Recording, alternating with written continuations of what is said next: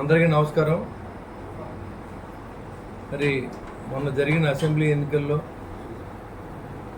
అన్ని చోట్ల కూడా కూటమి అభ్యర్థిని గెలిపించినందుకు రాష్ట్రంలో ఉన్న ప్రజలందరూ కూడా ముందుగా హృదయపూర్వక ధన్యవాదాలు.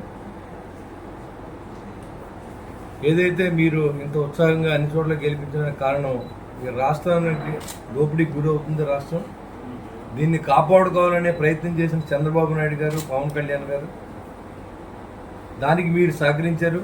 ఖచ్చితంగా మా గెలుపుని మీకే అంకితం ఇస్తా ఉన్నాం. ఎందుకంటే ఎంతోమంది కుటుంబాల్లో డూప్లికేట్ మందు తాగి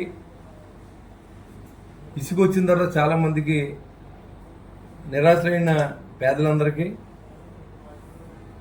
మరి అదేవిధంగా రైతులందరూ కూడా ఇబ్బందులు పడుతున్న వాళ్ళ ఇబ్బందులు తెలియజేసి పట్టించుకొని ఈ ప్రభుత్వం ఇన్ని చేసిన దానికి ప్రజలకే ఈ గెలుపుని అంకితం ఇవ్వాల్సిన అవసరం ఉంది. ఎందుకంటే ఇంతకంటే వ్యతిరేకతనే మరి ఇన్ని సంవత్సరాల వయసులో నేను ఎప్పుడు చూడలేదు, ఇలాంటి ఎలక్షన్ కూడా చూడలేదు. కాబట్టి ఇంకా బాధ్యత పెట్టారు ప్రజల మీద. బాధ్యతాయుతంగా మనం ఖచ్చితంగా ప్రజల యొక్క ఆకాంక్ష మేరకు పరిపాలన జరగాలని చెప్పి చంద్రబాబు నాయుడు గారు కానీ, పవన్ కళ్యాణ్ గారు కానీ ఆయన చెప్పింది కూడా అదే. ఇవాళ ఎక్కడా కూడా కక్షాదింపులనే లేకుండా మనం ఏదైతే అభివృద్ధి కోసం మనకు ఓట్లు వేశారో అదే దిశగా మనం పనిచేద్దాం. తప్పు చేసిన వారికి మాత్రం పనిష్మెంట్ అనేది ఖచ్చితంగా ఉంటుంది, దాంట్లో ఏం అనుమానం లేదు. చట్టం నుంచి ఎవరు తప్పించుకోలేరు. ఈ రోజు వరకు దోపిడీ చేసిన పురపాలక సంఘాల్లో కానీ, లేకపోతే ఎక్కడైనా గవర్నమెంట్ సంస్థల్లో కానీ, ఐఏఎస్ ఐపీఎస్ అధికారులు కానీ ఏ లెవెల్లో ఉన్నా, మరి బ్రావరేజ్ ఎండి, అదేవిధంగా ఖనిజాలకు సంబంధించిన ఎండి, ఇలాంటి వ్యక్తులందరినీ కూడా ఖచ్చితంగా పనిష్మెంట్ ఉండే విధంగా చంద్రబాబు నాయుడు గారు కూడా నేను చెప్పడం జరిగింది.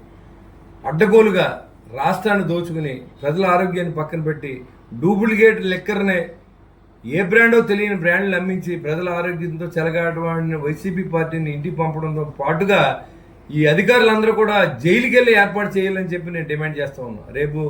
రేపు జరిగే సమావేశంలో కూడా, అసెంబ్లీ సమావేశాల్లో కూడా ఈ టాపిక్ని రైజ్ చేసి, మరి ఎవరైతే ఈ అడ్డగోలుగా దోచుకున్న అధికారులందరినీ, మరి రూలింగ్లో ఉన్నప్పుడు జనసేన టీడీపీ కార్యకర్తలను హింసించిన పోలీస్ అధికారులు కూడా ఎక్కడ కూడా పోస్టింగ్లు అనేది లేకుండా పనిష్మెంట్ ఇచ్చే విధంగా కూడా మరి శాసనసభ పక్షాంగం అంతా కూడా ఏకగ్రీవంగా తీర్మానం చేస్తారని చెప్పి నేను అభిప్రాయపడుతున్నాను.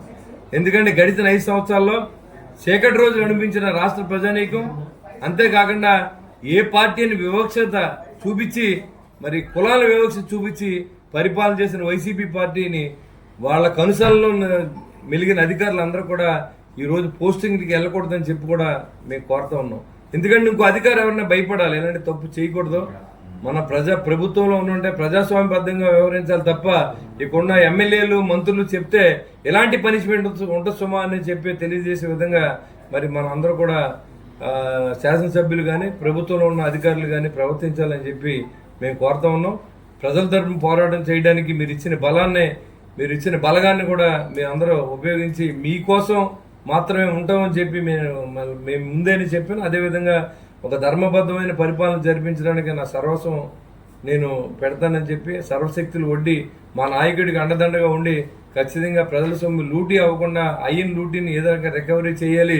ఏ అధికారులు ఎన్ని లక్షల కోట్లు తిన్నారో, ఏ రాజకీయ నాయకులు తిన్నారనే విధంగా కూడా ఈ పరిపాలన సాగబోతా ఉందని చెప్పి, రామరాజ్యం రాబోతా ఉందని చెప్పి తెలియజేసుకుంటూ, ఈరోజు మంత్రులుగా ప్రమాణ స్వీకారం చేసిన మంత్రులందరికీ రాష్ట్ర వ్యాప్తంగా, అదేవిధంగా ముఖ్యమంత్రి చంద్రబాబు నాయుడు గారికి, మా నాయకుడు నేను ఈరోజు మీ ముందు నిలబడి ఎలక్షన్లో పోటీ చేసే అవకాశం కల్పించినటువంటి మా నాయకుడు పవన్ కళ్యాణ్ గారికి, అదేవిధంగా నాదెళ్ల మనోహర్ గారికి, మరి పురంధరేశ్వర్ గారికి, అందరు కూడా కూటమి పెద్దలందరూ కూడా ఉదయపూర్వక ధన్యవాదాలు, నమస్కారాలు తెలియజేసుకుంటూ, రాబోయే రోజు రామరాజ్యం రావాలని చెప్పి నేను కోరుకుంటూ సెలవు తీసుకుంటాను. జై హింద్, జై జనసేన, జై టీడీపీ, జై బీజేపీ.